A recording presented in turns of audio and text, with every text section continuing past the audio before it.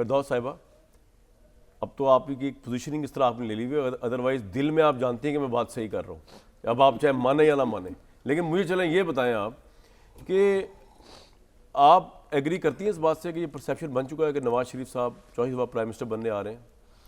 بسم اللہ الرحمن الرحیم. کامران، سب سے پہلے تو آپ کا شکریہ. دیکھیں میں یہ ساری دیکھ رہی تھی جو باڈی لینگویج اور میرے بھائی تاڑڑ صاحب کی گفتگو ہے، تو دیکھیں ایک ہے پرسیپشن، ایک ہے ریالٹی. جو پرسیپشن بلڈ کی جا رہی ہے کہ جناب سب گڈی گڈی ہو گیا اور اب ہم جو چاہیں گے وہ ہوگا، اور ہر راستہ جو ہے وہ ہمارے لیے ہموار ہے، اور اب ہم صرف فارمیلٹی پوری کر کے پرائم منسٹر کی کرسی تک پہنچنا ہے. تو یہ پرسیپشن جو ہے وہ اس کو جان بوجھ کے مرج کیا جا رہا ہے تاکہ ہمارے وہ لوگ جو ہمیشہ جیتنے والی پارٹی کے ساتھ جاتے ہیں ان کو یہ یقین ہو جائے کہ اگلے اقتدار میں کون آ رہا ہے. یہ کون یہ پرسیپشن دے رہا ہے کہ نون لیگ جیتنے والی ہے؟ دیکھیں یہ نون لیگ کی، چونکہ آپ نے دیکھا کہ 3 دفعہ اقتدار کی سیاست رہی ہے، وہ حکومت میں رہے ہیں، 7 دفعہ پنجاب میں رہے ہیں، تو وہ ماہر ہیں ان ساری پرسیپشنز کو کریٹ کرنے کے. ریالٹی کیا ہے؟ تو ریالٹی جو ہے وہ اس سے تھوڑی مختلف ہے. ریالٹی اگر ان کو اندر فیل نہ ہوئی ہوتی تو ایم کیو ایم سے کراچی میں وہ الائنس کی طرف نہ بڑھتے.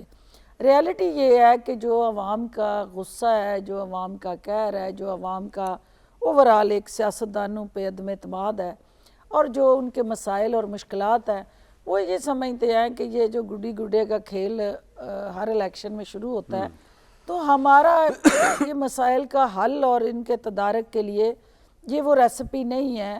اور ایک سیاسی پنجہ آزمائی یا سیاسی کہہ لیں پلیٹ فارم سے جو حریف ہوتا ہے وہ حلیف ہو نہیں سکتا، اور اگر حلیف ہے تو وہ حریف نہیں ہو سکتا. تو یہ ایک کمبینیشن جو بن رہا ہے. آپ کو لگتا ہے کہ پی ایم ایل این کی جو اور پی ڈی ایم کے ساتھ مل کے جو حکومت کی پرفارمنس، اس میں عوام ان پہ غصے میں ہے، تبھی یہ ایم کیو ایم سے بھی الائنس کرتے پھر رہے ہیں؟ دیکھیں اب انہیں ریئلائزیشن یہ ہوئی ہے الٹیمیٹلی کہ جو 16 ماہ کا ایک تلخ ٹائم رہا، ایک عوام کے لیے مشکلات کا ایک انبار ہوا ان 16 ماہ میں، تو لوگ جو ہیں وہ یقیناً خوش نہیں ہیں پی ڈی ایم کی گورنمنٹ میں.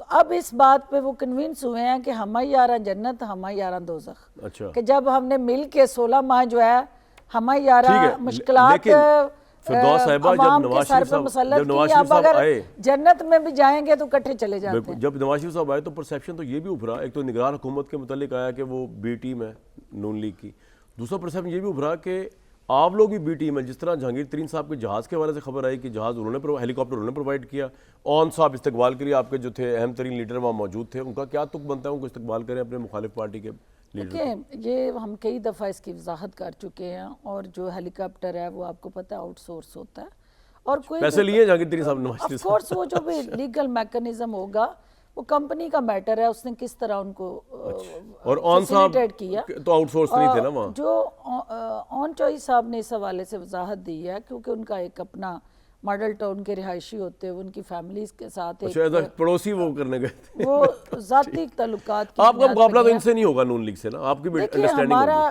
ڈیفینیٹلی ٹل ٹوڈے تک ہم یہ سمجھتے ہیں کہ جو ہمارا سیاست کے اندر، دیکھیں جو پنجاب کی سیاست یا اوورآل پاکستان کی سیاست ہے، جب آپ اس کو دیکھتے ہیں تو اس کے اندر اینٹی اور پرو ووٹ جو ہے وہ اپنے آپ کو پوزیشن کرتا ہے. اینٹی اگر فورسز جو ہیں وہ آپس میں پرو کی طرف چلی جاتی ہیں تو جو دیہات کے اندر یا پولنگ سٹیشنوں پہ لوگ کہتے ہیں جیتنا نہیں ووٹ نہیں پانا، یہ ہوتا ہے پرسیپشن. اگر یہ پرسیپشن ہو جائے گا جی آپ کی پارٹی نہیں جیتے گی تو آپ کوئی ووٹ نہیں پڑے گا، آپ یہ کہہ رہی ہیں؟ نہیں ایسے نہیں ہے. ایسا ہے کہ آپ نے ایک دھڑا جو میرا مخالف ہے اس کو دوسرے دھڑے کے سپورٹ میں جانا ہے، ٹھیک، تاکہ اس کی اپنی سروائیول ہو، پولیٹیکل اس کو ایک سپیس ملے اور اس کو پولیٹیکل اونرشپ ہو.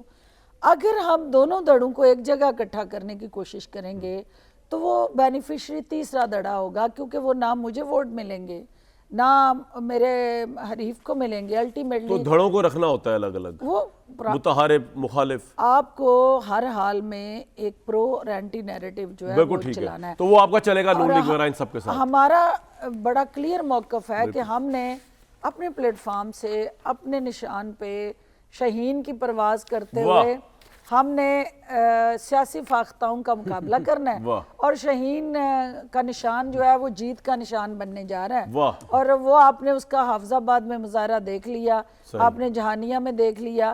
یہ جو الائنس کی بات ہے, دیکھیں کامران, اس کا ایک پہلو اور بھی ہے, وہ ہے کہ جو اس وقت پاکستان کی صورتحال جو چیلنجز ہیں وہ یہ جس طرف پاکستان جا رہا ہے, جو دہشت گردی کے واقعات ہیں, اس میں ایک رائے یہ پائی جاتی ہے کہ پاکستان کو کوئی اکیلی جماعت اب اس مشکل سے نہیں نکال سکتی.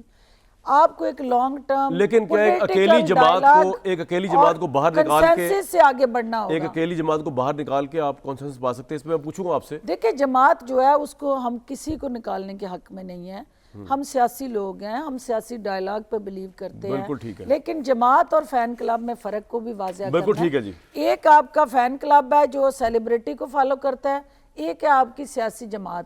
جو جماعت ہوگی وہ تو نیچے ایگزسٹ کرے گی, اس کے ووٹرز بھی ہوں گے, سپورٹرز بھی ہوں گے. جو فین کلب ہوگا وہ سوشل میڈیا پہ ہوگا, اور جہاں میڈم آپ لیکچر دیا کریں پالیٹکس پہ, جمہوریت کے اندر جو ہے پاپولیرٹی ناپنے کا یا جیت کو ناپنے کا جو طریقہ کار ہے وہ ووٹ کی پرچی ہے, وہ سوشل میڈیا ٹرینڈ نہیں. لیکن کئی اسٹوڈنٹس ارشاد بھٹی صاحب جیسے بھی ہوتے ہیں, اب میں ان کی طرف جاؤں گا. جی وہ میرے بھائی ہیں اور میں سمجھتی ہوں کہ وہ یقیناً اس چیز کو سمجھتے ہیں کہ جو سیاسی گراؤنڈ کا کھلاڑی ہوتا ہے اس کو شاید ایک آزاد تبصرہ کرنے والے سے کوئی پرابلم نہیں ہوتی. نہیں, ان کو حج ہے میرے پہ, کیونکہ وہ کھلی فضاؤں میں پھرنے والا پرندہ ہے.